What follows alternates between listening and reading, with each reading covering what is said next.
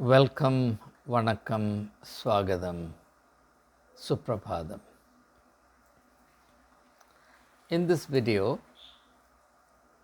I propose to introduce you to three individuals taken from very different historical and temporal contexts, and then offer a comment on what the kind of quality of personality that they represent has to tell us in our times.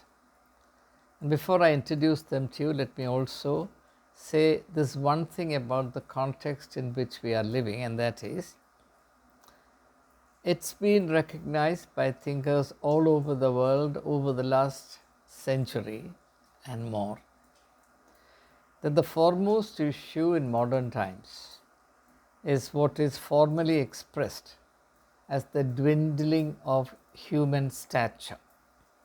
This is exactly how it is put, the dwindling of the human stature. That is to say, people are becoming smaller and smaller and smaller. You look all over the world for men and women of stature, and you often get disappointed. Of course, you will come across many people who strut on the stage of history thinking that they are high and mighty, but you will hardly come across anyone who claims to be or is acclaimed to be noble or an icon of humanity or a worthwhile model, especially for young people to emulate. As a student of literature and as someone who has attempted in my own humble and halting fashion to understand the basics of spirituality and the essence of humanity up to a very limited extent, I'm quite convinced that the foremost issue that should concern all of us is what is happening to our own personality, our own individuality, and the integrity of our earthly existence. Are we becoming shallow people? Are we becoming, in the words of T.S. Eliot, the English poet, hollow men? Here's a poem with that title, A Hollow Men. Are we becoming mere cogs in the machine? Are we happy to be tools in the hands of people, parties, ideologies, religious entrepreneurs, to be used as they wish, compromising the integrity and inviolability of our personality? What sort of human beings are we? Do we realize the tremendous possibilities that lie dormant in us and finally get wasted to the extent that they are never invoked, activated, and used or expressed?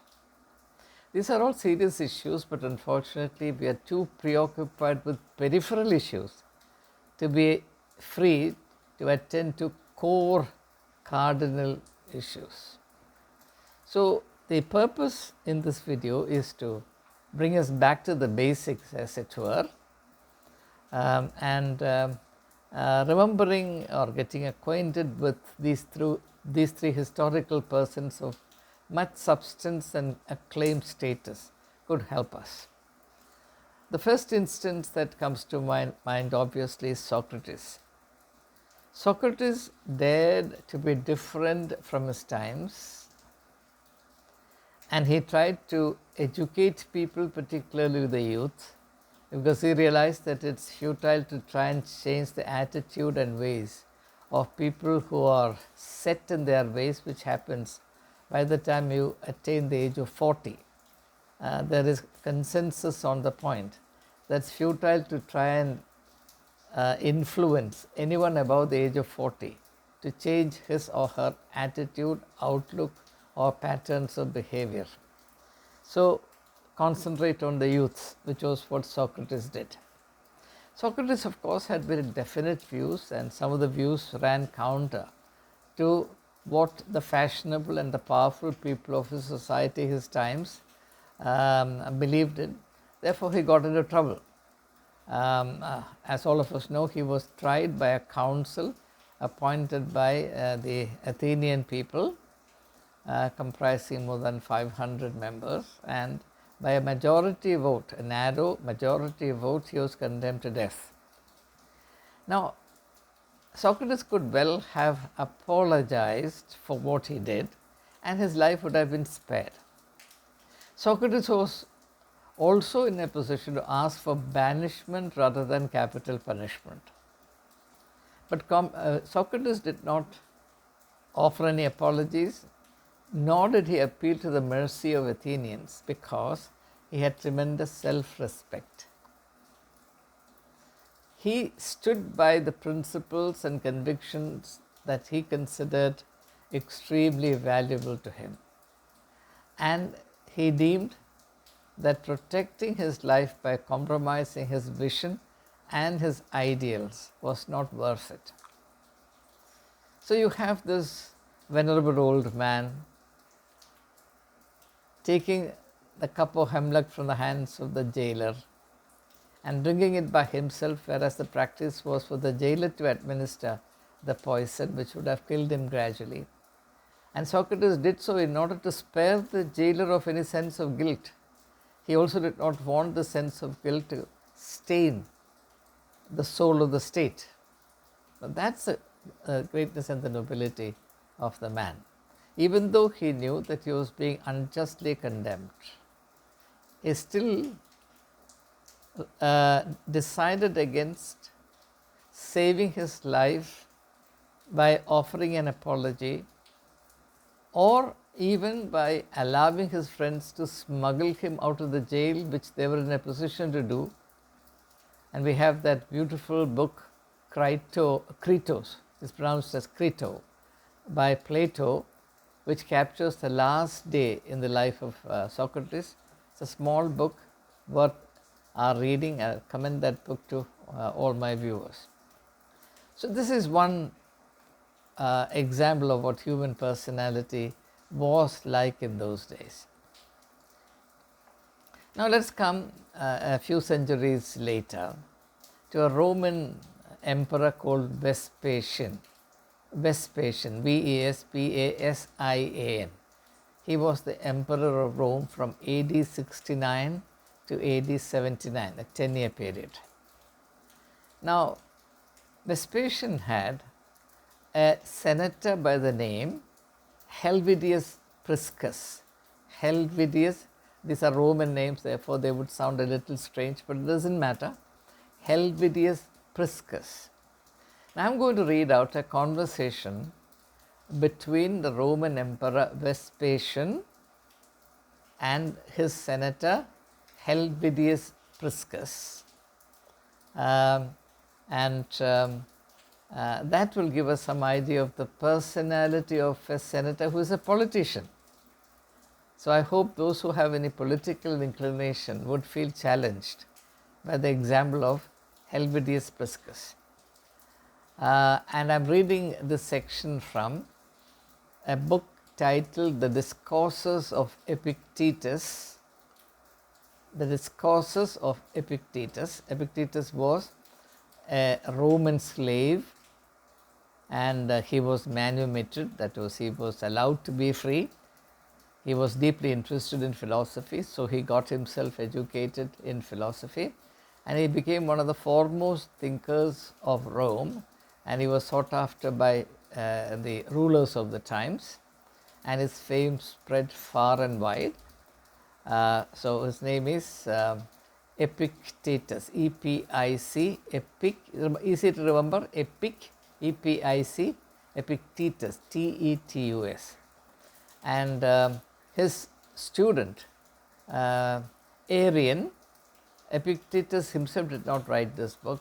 He had an ardent student by the name Arrian, who was so devoted to his master that whatever the master told him, he remembered and he noted down. So we have this very precious treasure, literary treasure, called The Discourses of Epictetus by Arian. So I'll read out from that text. When Vespasian sent him, namely Helvidius Priscus, when Vespasian sent him word not to attend a meeting of the Senate, he answered, that is, Priscus answered, "It is in your power not to allow me to be a member of the Senate. But as long as I am one, as long as I am a member of the Senate, I must attend these meetings.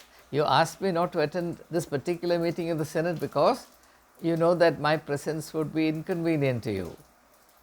He says, you nominated me, you can decide whether I should be a member of the Senate or not. But if I am a member of the Senate, then I will decide whether or not I should attend the meetings of the Senate, and I decide that I will attend all meetings.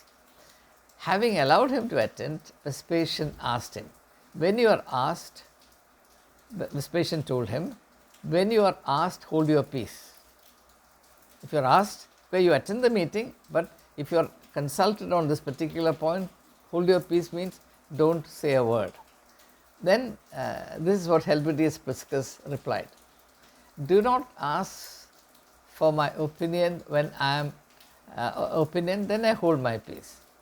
I will not say anything out of the way, but if I am asked, I will have to say. So that of course provokes the emperor. He says, but I must ask for your opinion. It's up to me to decide whether to ask for your opinion or not. When I ask your opinion, you keep quiet. So that I am technically correct. I am supposed to consult everyone, so I will consult you, but at that time you keep quiet. This is what Priscus says. And I must answer what seems to be right. If you consult me in the Senate meeting, I must certainly answer what I consider to be right. Then the emperor, but if you speak, I shall put you to death. The emperor gets exasperated. He says, if you open your mouth, I'll put you to death. And now the reply of Priscus, Helvidius Priscus, he says, well, when did I ever tell you that I was immortal? I am mortal, you can put me to death. It's well within your power to put me to death. You will do your part and I mine. Your part is to kill me. My part is to stay faithful to my responsibilities or duties as a senator. It's yours to put me to death, mine to die without tremors, without trembling, without fear. Yours to banish. If you choose to banish me, what will I do? I'll live without sorrow. See the stature of a senator. I don't have to explain this. Now, I'll read one more paragraph from the book. But had this what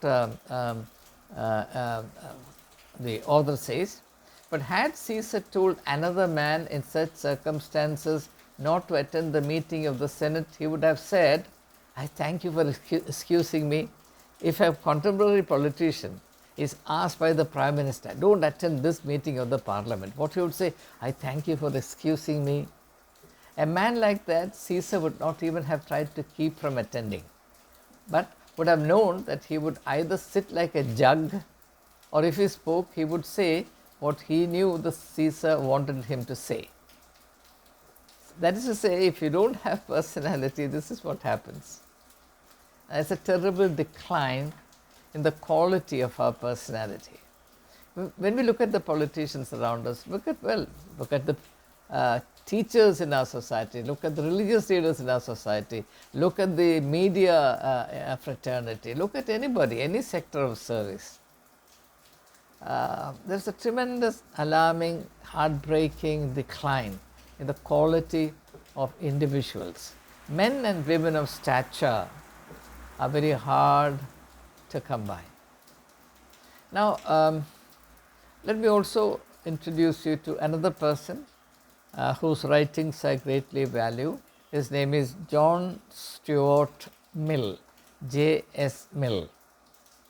He is deemed one of the intellectual giants of the 19th century, and some of his works are, his autobiography is a must read for everyone. I made my children read this book, the autobiography of J.S. Mill. his work on liberty, and then his work on freedom of women, then his work on representative government, political economy. These are some of the titles.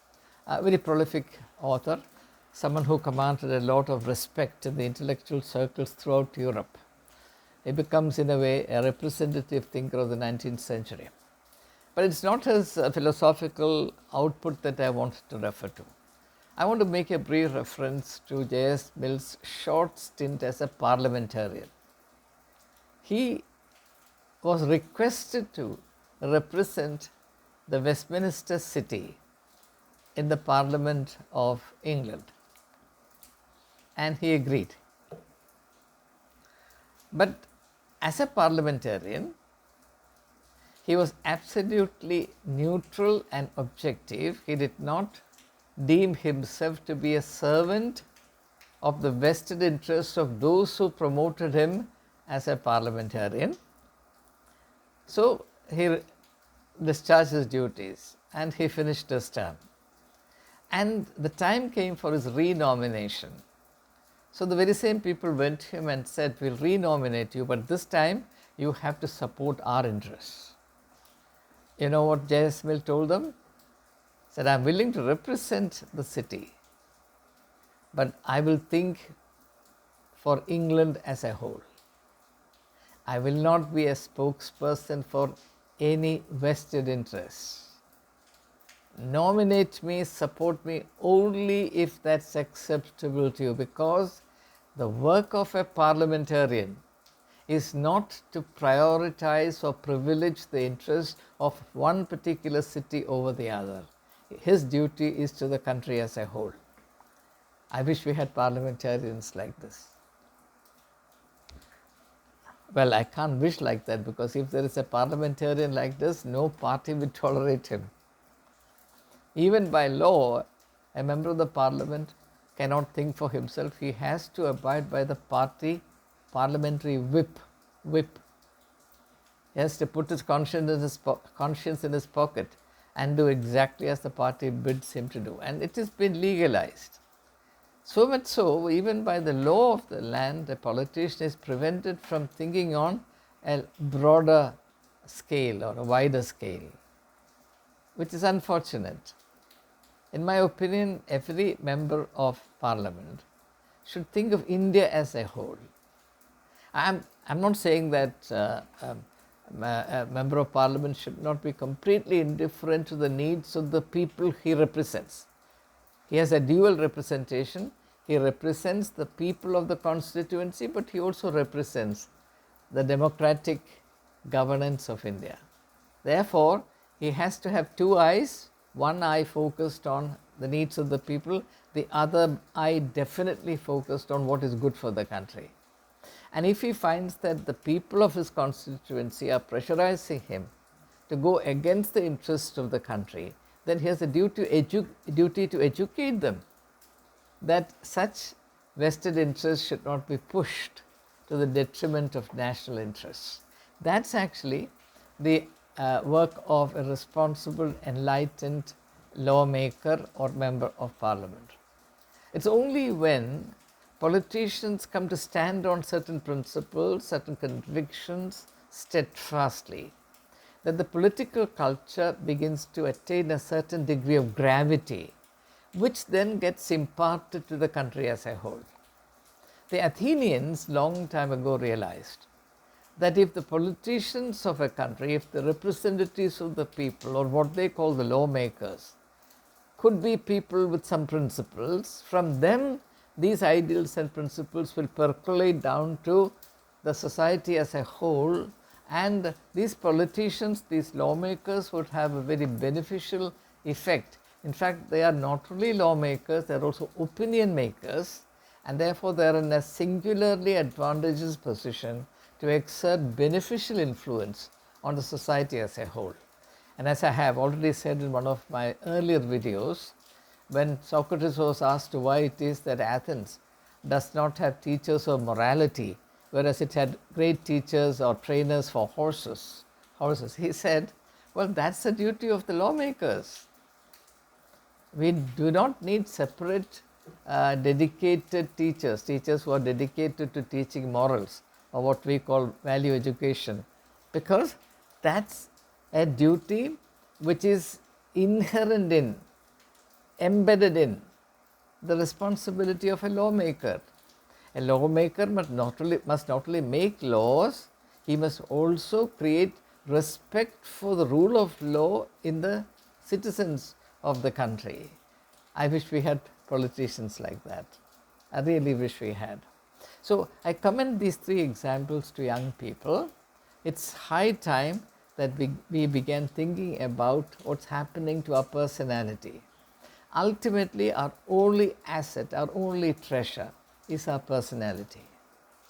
The dignity, the nobility, the grandeur of our personality.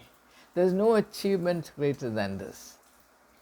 The very essence of being human is this core of our being, which is a core of light, or as the philosophers say, it's a core of mystery. I'm here referring to Karl Jaspers, who thinks that a human being without this inner core of impenetrable mystery is cheap and only a form of human garbage. Or if I may borrow the words of the Roman Stoic philosopher Epictetus, he puts it somewhat crudely. He says, rotting meat in a bag. Rotting meat in a bag of skin. If you renounce all these ideals, values, etc., and live to yourself this kind of shallow, narrow life, which excludes light, then you're only a certain quantity of rotting meat in a bag of skin. So that should not happen to us. On the other hand, it should rather be like, the exclamation of Shakespeare's Hamlet, what a noble piece of work is man. What a noble piece of work is man. That's wonderful, no? Let's all aspire to be something like that. Jesus said, you are the light of the world. That's the most beautiful thing ever. Imagine somebody recognizing you as the light of the world. Isn't that an achievement far greater than anything that you can imagine? What do you gain by becoming the Prime Minister of India or the President of America if your personality is the personality of darkness rather than light?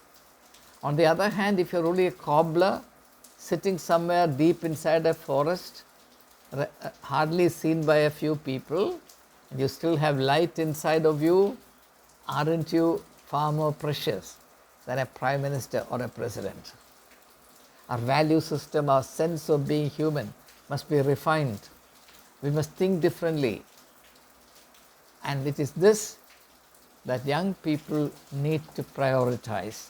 And I'm sure that those who have listened to me would pay due regard, attention, thought to the substance of this video. And please feel free to share the contents of this video to all you can. Let noble thoughts and sentiments spread. Let light spread and cover the face of the earth. God said, let there be light. It is said about the great German thinker, creative genius Goethe, Goethe, Goethe, as he lay dying upon his deathbed. People are very curious to know what this great man, this greatest genius of Europe at that time, a genius that Napoleon adored. You can imagine that what was the degree of his influence. What would be the last words that Goethe would say? And the time came for him to die. He pulled in a deep breath, and that was his last breath, and he exhaled it, we are told, with these words, a little more light, a little more light. That's what I also have to say. A little more light, a little more light. After all, in this country for millennia, people have been saying, Tamasoma Jyotirgamaya, Asatoma Sadgamaya, Tamasoma Jyotirgamaya, Mrityorma Amridam Gamaya. Satyameva Jayade Nanradam. Jai Hind.